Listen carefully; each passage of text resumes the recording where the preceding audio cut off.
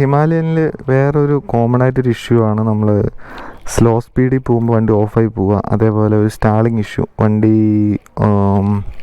ഒരു മിസ്സിങ് പോലെ, ഒരു 2000 RPM താഴേക്ക് വണ്ടി ഒരു മിസ്സിങ് ആകുന്ന പോലെ വണ്ടി ഓഫായി പോകുന്നത്, ക്ലച്ച് പിടിക്കാൻ വണ്ടി ഓഫായി പോവുക. അപ്പോൾ ഈ ഇഷ്യൂസ് കുറേ പേർക്ക് റിപ്പോർട്ട് ചെയ്യുന്നത്. അത് പുതിയ വണ്ടി മീൻസ് കുറച്ച് ഓടിയിട്ടുള്ളൂ, അല്ലാതെ ഇതിപ്പോൾ വേറെ ഇഷ്യൂസ് ആവാനൊന്നും ചാൻസ് ഇല്ല. അതായത് നമ്മളിപ്പോൾ RPM പ്രശ്നമോ അതോ പിന്നെ ഫ്യൂൽ പമ്പിൻ്റെ ഇഷ്യൂ ഒന്നും വരാൻ ചാൻസ് ഇല്ല. എന്താ വെച്ചാൽ അത്രയും പുതിയ വണ്ടികളായിരിക്കും, അത്ര കിലോമീറ്റർ ഓടാത്ത വണ്ടികൾക്കാണ് ഈ ഇഷ്യൂസ്. 5000 6000 ഓടിയ വണ്ടികളാണ്, എന്നിട്ടാണ് ഈ ഇഷ്യൂസ് വരുന്നത്. അപ്പോൾ കുറേ പേര് റിപ്പോർട്ട് ചെയ്തിരിക്കണം. അപ്പോൾ ഇത് നമ്മളിപ്പോൾ എൻ്റെ വണ്ടിക്ക് ഫസ്റ്റ് എനിക്ക് ഫീൽ ചെയ്തിട്ടുണ്ടായിരുന്നു. സോ ഈ BS6 ആയതുകൊണ്ട് ഒരു പൊല്യൂഷൻ കുറയ്ക്കാൻ വേണ്ടിയിട്ട് എഞ്ചിൻ ഭയങ്കര ലീനായി പോകുന്നു. അപ്പോൾ നമുക്കിത് ടാക്കിൾ ചെയ്തെടുക്കാൻ വേണ്ടി നിങ്ങൾ റൈഡിങ് സ്റ്റൈലൊന്ന് ഇമ്പ്രൂവ് ചെയ്യുക. ഞാൻ അങ്ങനെയാണ് എനിക്ക് വണ്ടി ഓഫായി പോകുന്നുണ്ടായിരുന്നു. പിന്നെ ഞാനിപ്പോൾ പിന്നെ ലേൺ ചെയ്ത് ത്രോട്ടിൽ റെസ്പോൺസ് നോക്കിയിട്ട്, ത്രോട്ടിൽ റെസ്പോൺസ് കുറവാണ് ശരിക്കും. നമുക്ക് അത്ര കൊടുക്കുമ്പോൾ ആ ഒരു ഡിലേ ഉണ്ട്.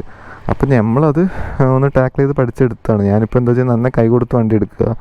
നമ്മൾ ക്ലച്ച് റിലീസ് ചെയ്യുന്ന സമയത്ത് ആ ആക്സിലേറ്റർ ഇത്തിരി കയറ്റി കൊടുക്കുക. അതേപോലെ ക്ലച്ച് പിടിക്കുന്ന സമയത്ത് നമ്മളെപ്പോഴും ഒന്ന് കൈ ജസ്റ്റ് ഒന്ന് കൊടുത്ത് ഒന്ന് ശീലിച്ച് കഴിഞ്ഞാൽ ആ ഇഷ്യൂ മാറ്റാം. അതേപോലെ ഞാൻ സ്പാർക്ക് പ്ലഗ് ഒന്ന് മാറ്റിയായിരുന്നു.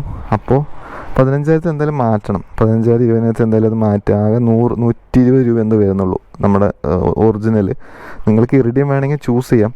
അത് ഒരു 1000 റുപ്പീസിൻ്റെ താഴെ വരും, ഒരു 800 രൂപ എന്തോ സംതിങ് വരും.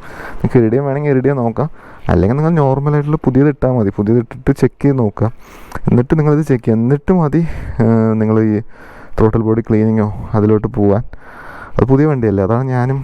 ഇല്ലാന്നുണ്ടെങ്കിൽ ഒരു സൊല്യൂഷൻ പിന്നെ ഉള്ളത് ECU റീമാപ്പിംഗ് ആണ്. അതിൽ നമുക്ക് ഫ്യൂവലറ്റ്സോ അങ്ങനെയുള്ള എന്തെങ്കിലും ആഡ് ചെയ്ത് കഴിഞ്ഞാൽ അത് കുറച്ച് ടാക്കിൾ ചെയ്ത് കിട്ടും. അപ്പോൾ സ്റ്റാളിങ്ങിൻ്റെ അതാണ് ഞാനിപ്പോൾ ടാക്കിൾ ചെയ്തെടുത്തത്. ഇങ്ങനെയാണ് നമുക്ക് കുറച്ച് കൈ കൊടുത്ത് വണ്ടി ഓട്ടിക്കാം. അപ്പോൾ തന്നെ കുറേ ഇത് സോൾവ് ആയിക്കോളും.